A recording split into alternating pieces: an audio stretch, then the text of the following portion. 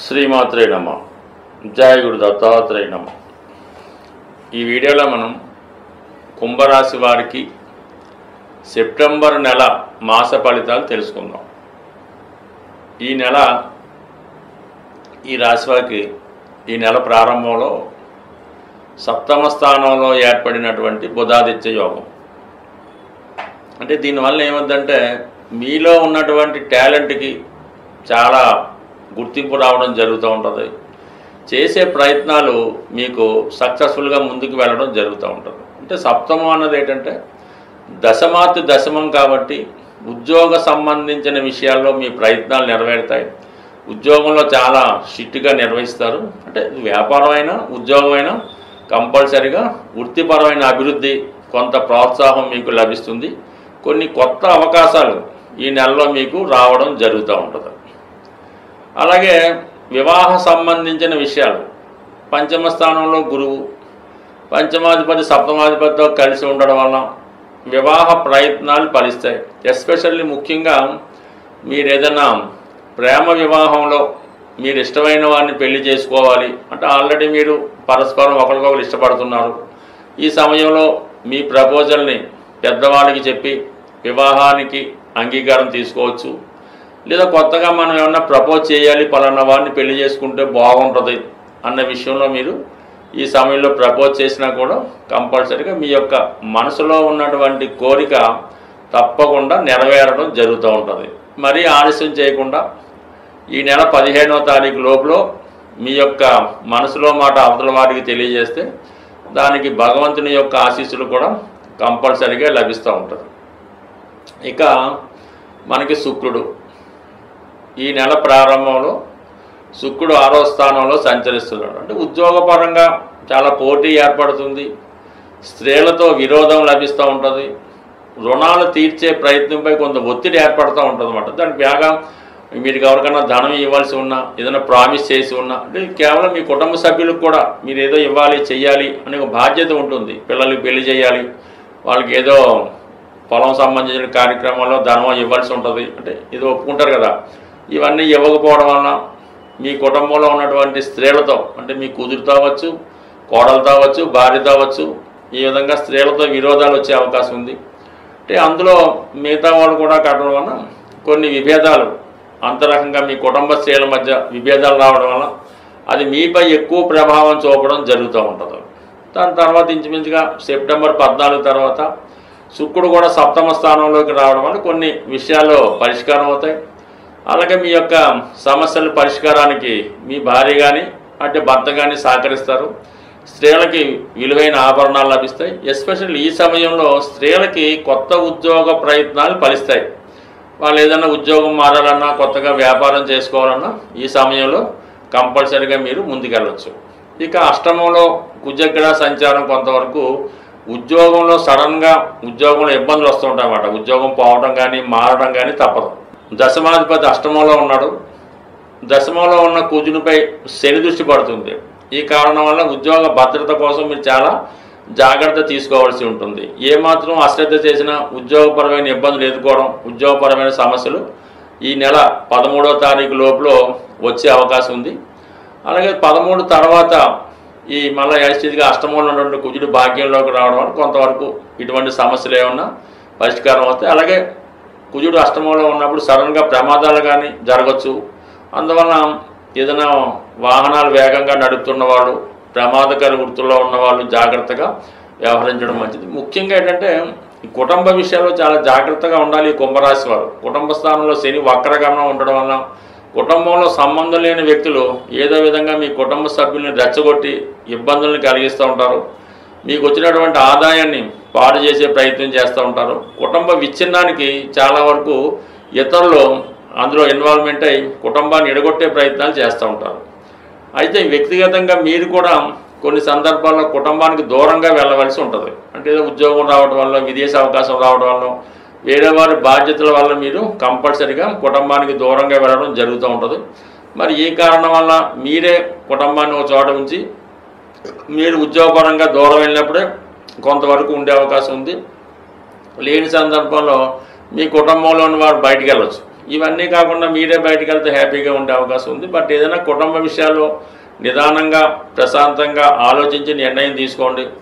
ఇతరుల యొక్క ఇన్వాల్వ్మెంట్ లేకుండా మీ కుటుంబ సమస్యలను మీరే పరిష్కరించుకుంటే అది గుట్టుగా ఉండే అవకాశం ఉంది. చిన్న విషయాన్ని పెద్దదిగా చేసి చాలా అప్రతిష్ట పాలు జరగడం ఇవన్నీ జరుగుతుంటాయి. అంటే రాహు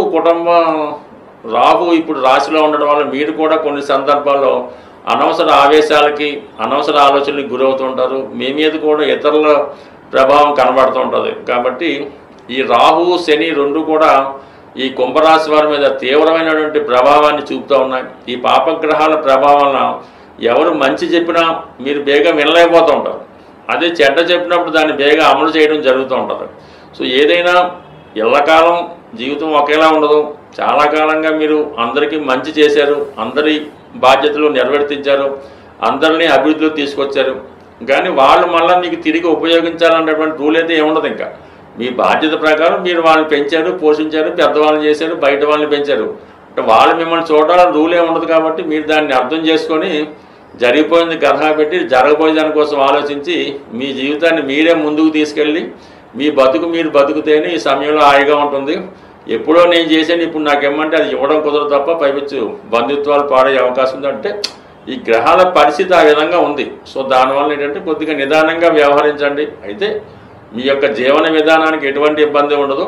ఏదో రకంగా భగవంతుడు మీరు చేసినటువంటి పుణ్య కార్యక్రమానికి సహాయపడుతూ మిమ్మల్ని సదా రక్షిస్తూ ఉండడం జరుగుతూ ఉంటుంది. ఈ ప్రేమలో మీరు ఈ రాహుగ్రహ అనుగ్రహం కోసం అమ్మవారి అనుగ్రహం కోసం అమ్మవారిని గురుపదేశం ద్వారా దీక్ష తీసుకొని మరి ఏదైనా ఈ పుణ్య కార్యక్రమాల్లో పాల్గొంటే కంపల్సరిగా మీరు పోగొట్టుకున్నవన్నీ తిరిగి పొందే అవకాశం ఉంటుంది.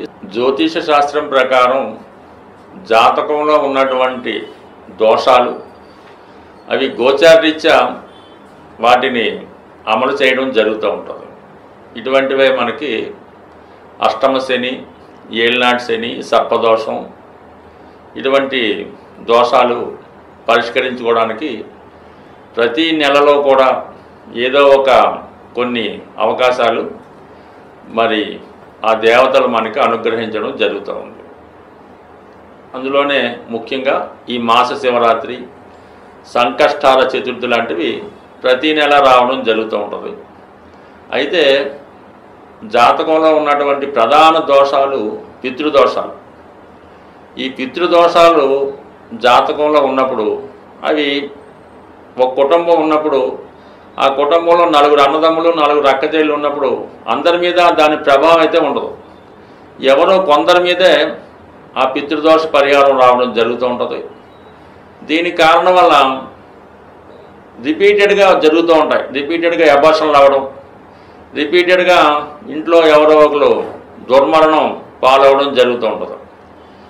ఒక్కొక్క కుటుంబంలో ఏ సంవత్సరం కూడా ఈ పండగలు చేసుకోవడం లేకుండా ఎవరో ఒకరు కాలం చేయడం అది జరుగుతూ ఉంటుంది. దీనికి ఏర్పడుతున్నటువంటి కారణం ఏంటంటే అది మనకి పితృదోషాల కారణంగా ఈ విధంగా జరుగుతుంటాయి.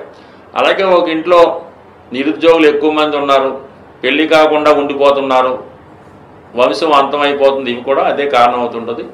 వాటి పరిష్కారానికే ప్రతి సంవత్సరం ఈ మహాలయ పక్షాలని ఈ భాద్రపద మాసంలో ఇంచుమించుగా 15 రోజుల పాటు రావడం జరుగుతూ ఉంటుంది. ఆ సమయంలో మీరు పితృదేవతల్ని సంతృప్తిపరిచే విషయంలో మీ యొక్క ఆచార ప్రకారం విధి విధానంగా దానికి సంబంధించినటువంటి పరిహార క్రియలు చేసుకోవలసి ఉంటుంది. మరి అది చాలా రకాలుగా చాలా ఆచారాలు ఉంటుంటాయి.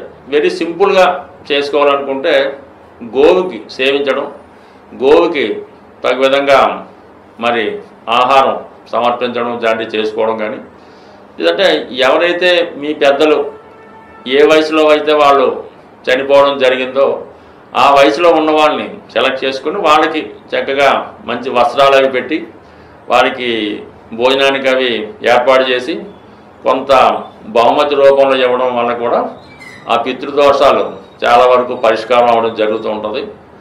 మామూలుగా పుష్కరాలయం వచ్చినప్పుడు అది వేరే సంగతి. కానీ ఈ మహాలయ పక్షాల్లో కంపల్సరిగా మీ పితృదేవతలను తలుచుకొని ఏదో 10 మందికి అన్నదానం చేయడం వల్ల, వారికి సేవ చేయడం వల్ల, బహుమతులు ఇవ్వడం వల్ల ఏదన్నా దానం చేయడం వల్ల ఇది పరిహారం అవుతుంది అంటే మీరు చాలామంది నమ్మకం ఉండదు. అసలు పితృదోషానికి దీనికి సంబంధం ఏముంటుందండి, మేము పెళ్ళి అవ్వడానికి దానికి సంబంధం అంటూ ఉంటారు.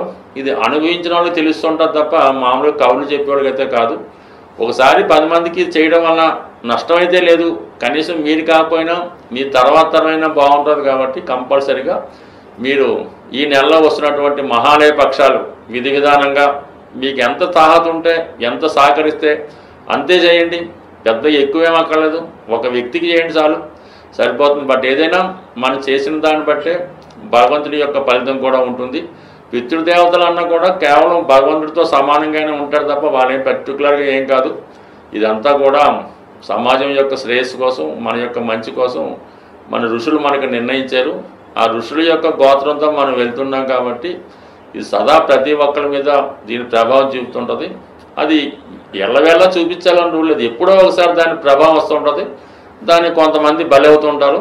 అలాగ అవ్వకుండా ఉండడానికి ఈ పరిహారాలు చేసుకుంటే సర్వదా అందరూ ఆనందంగా ఉండాలి, అందులో మనం ఉండాలన్నటువంటి సిద్ధాంతం ప్రకారం మరి సర్వేజన సుఖినో భవంతు, శాంతి.